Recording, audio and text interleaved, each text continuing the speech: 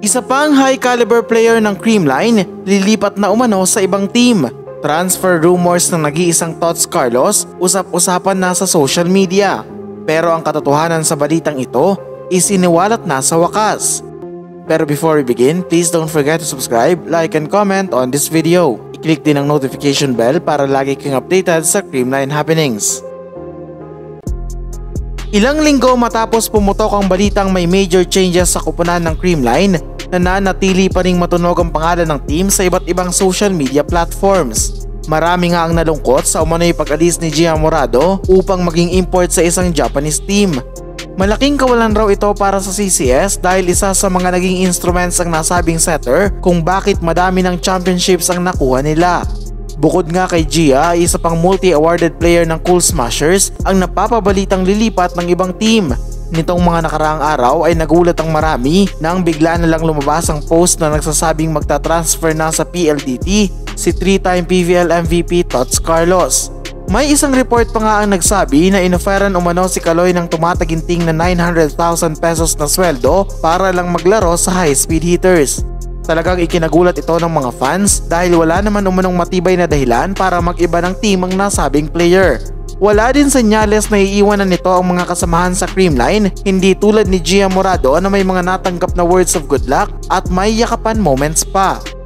Dahil dito, mabilis na naghanap ang Valley News ng mga posibleng indikasyon ng paglipat o di kaya ebidensya na nagpapasinungaling sa mga nauna ng reports. Una na naming nakita ang isang post ng PLDT kung saan nagpahiwatig ito na wala silang kukuning recruits ngayong taon. Indikasyon na umano ito na mananatili pa rin ang core ng kupunan at wala pa sa isip nila ang kumuha ng mga bagong players katulad ni Tots Carlos.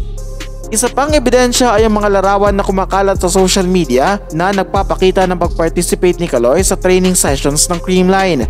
Solid proof na umano ito na Cool Smashers pa rin ang nasabing player at naghahanda siya para makakuha ng isa pang MVP award. Inargue naman ng ilang fans na dati na umanong sinabi ni Tots na hindi niya iiwan ng CCS dahil ito ang naging dahilan ng pag-improve niya sa larong volleyball. Ipinahiwatig din niya sa isang interview na posibleng sa Creamline na siya mag-retire pagdating ng panahon. Matapos lumabas ang ilang ebidensya na nagpapatunay na hindi lilipat si Tots, naglabas naman ng pakiusap ang mga supporters ng kupunan. Ayon sa kanila, sana daw ay iwasan na ng mga netizens ang magpakalat ng fake news dahil hindi daw ito nakakatulong sa team. Huwag na daw sana gumawa ng mga kwentong hindi naman totoo para lang pagpiyastahan ng CCS sa social media. Panawagan naman ng ilan pang concerned fans, sana daw ay bakuran at alagaan pa ng Creamline management si Tots para hindi ito masilaw sa offers ng ibang team. Malaking kawalan umano ang nasabing player sa team, lalo pat ito ang nagsisilbing main scorer nila sa ngayon. Asahan na lalabas pa ang maraming ebidensya tulad ng training photos at videos ni Tots with the Creamline Cool Smashers. And that's it mga Ka-Valley News. Please continue supporting this channel para sa mga up-to-date na kaganapan sa Creamline World.